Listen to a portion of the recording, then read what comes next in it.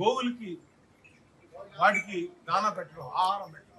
ఎందుకంటే గోవులు 33 కోట్ల దేవతలు, మన పితృదేవతలు, నవగ్రహాలు ఉన్నాయి. అదేవిధంగా ఈ యొక్క గోవులకి పెట్టడం వల్ల సమాజానికి ఒక మంచి సందేశం.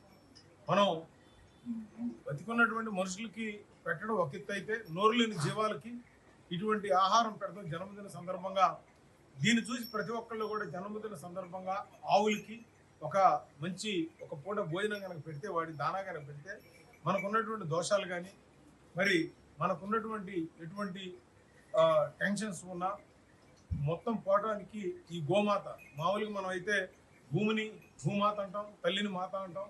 ఒక జంతువుల్లో ఆవును మాత్రమే గోమాత అంటాం. అటువంటి గోమాతకి ఈ రోజున సుజనా చౌదరి గారి ఆయన ఎంత వెయిట్ ఉన్నారో అంత బెల్లం తీసుకొచ్చి ఇక్కడ మన శ్రీధర్ గారు, అదేవిధంగా సుమంత్ గారు, మేమంతా కలిసి వాళ్ళ సుజనా మిత్ర వాళ్ళు కూడా రావడం జరిగింది.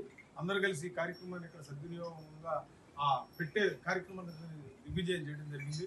ఆయనకి ఆయురారోగ్యాలు కలగాలని, ఆయన ఎప్పుడు కూడా అటువంటి నీతి నిజాయితీ గల వ్యక్తి, అటువంటి ముక్కుసూటి గల వ్యక్తి వాళ్ళ పాలిటిక్స్ లో ఉండడం మన అందరి అదృష్టాన్ని భావిస్తూ ఆయనకి ఆ భగవంతుడు ఆయుర్వేదాన్ని కోరుకుంటూ సెలవు.